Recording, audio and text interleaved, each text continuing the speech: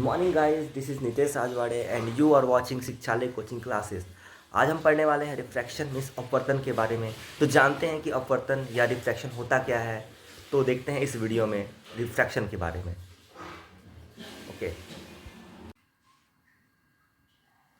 आज हम पढ़ने वाले हैं रिफ्रैक्शन के बारे में, अपवर्तन के बारे में। पहले जानते हैं कि जो रिफ्रैक्शन है, अपवर्तन है, एक ऐसी घटना है, होता क्या है। तो जनरली रिफ्रैक्शन के लिए लाइट को प्रकाश को एक माध्यम से मीन्स कि वन मीडियम से दूसरे मीडियम में ट्रांसफ़र होना चाहिए। तो देखते हैं, जब प्रकाश एक माध्यम से मीन्स वन मीडियम से सेकेंड मीडियम में जाता है, जस्ट एग्जांपल मान लो एयर से ग्लास में जाता है, तो वह अभिलंब मीन्स नॉर्मल की तरफ जिसको हिंदी में बोलते हैं अभिलंब की तरफ झुक जाता है, झुक गया है। और इसको दूसरा केस में ये है कि जब प्रकाश सघन से विरल में जाता है, मीन्स ग्लास से एयर में जा रहा है। ग्लास एक सघन माध्यम है, एयर एक विरल माध्यम है। तो जब ग्लास से एयर में जाता है तो यह अभिलंब मीन्स नॉर्मल से दूर चला जा रहा है।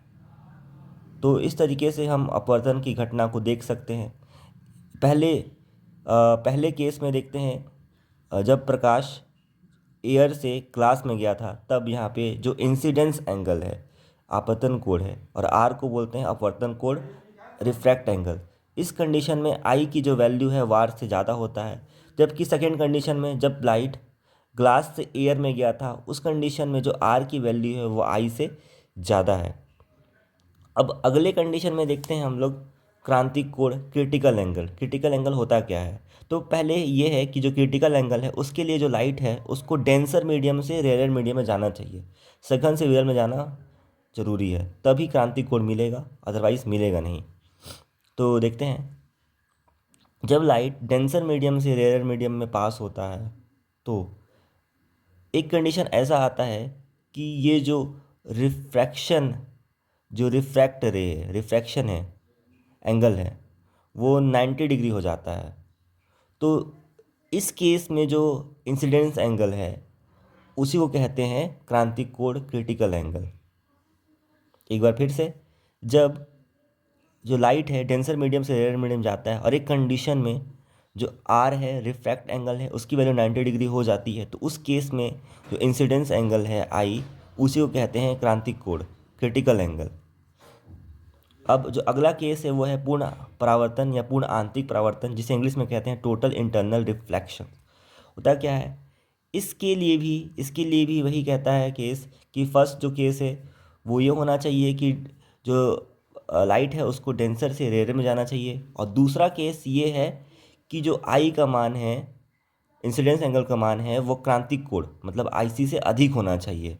तो देखते हैं, जब लाइट डेंसर मीडियम से रेयर मीडियम में पास होता है तो एक कंडीशन ऐसा है आता है कि जो रिफ्रैक्ट रे है वो 90 डिग्री से अधिक हो जाता है, या फिर यूँ कह लो कि जो रिफ्रैक्ट एंगल है उसकी वैल्यू 90 डिग्री से अधिक हो जाती है, और ये जो आई है वो आईसी से अधिक हो जाता है।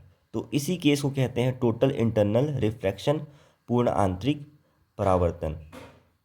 अब इन तीनों चारों केसों को अब एक साथ स्टडी करते हैं। जब यहाँ देखते हैं नॉर्मल है ये I1, ये जो बन रहा है ये I1 एंगल है। जब इंसिडेंस रे सरफेस से कोलाइड किया था, टकराया था, I1 बना था, तब यहाँ पे देख रहे थे कि नॉर्मल से बस दूर हटा था और R1 एंगल बनाया था। अब एंगल को हम बढ़ा लेते हैं, I2 कर लेते हैं। ये दिख रहा है यहाँ से यहाँ तक I2 एंगल है, ये R2 रेस पास हो रहा है। तो R2 रेस से हमें क्रिटिकल एंगल मिल रहा है, ये R2, और इसकी वैल्यू हो रही है, ये जो इसकी वैल्यू है, ये इसकी वैल्यू जो है वो 90 डिग्री मिल रहा है हम लोग को। और जब इसको और बढ़ा लेते हैं, R2 से आप जो एंगल है उसको और इंक्रीज़ कर लेते हैं, R3 रेस पास कर रहे हैं, तो R3 रेस में ये देखने को मिल रहा है कि जो रेज़ है, रिफ्रैक्ट रेज़ है, वो टोटल उसी डायरेक्शन में मूव कर गया है, मीन्स कि पूर्ण आंतरिक परावर्तन हो गया, टोटल इंटरनल रिफ्लेक्शन हो गया है। और यहाँ जो एंगल बना था वो है I3, इंसिडेंस एंगल I3 बना था, और यहाँ पे जो एंगल बनेगा यहाँ से लेकर के यहाँ तक वो है R3, वो R3।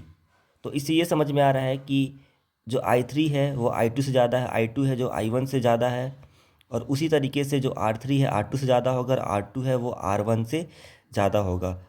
आर I2 और R2 ये क्रांतिक कोण की स्थिति है, और I3 और R3 ये जो है ये है पूर्ण आंतरिक परावर्तन की स्थिति है, मीन्स की कंप्लीट रिफ्लेक्शन, और ये क्रिटिकल एंगल।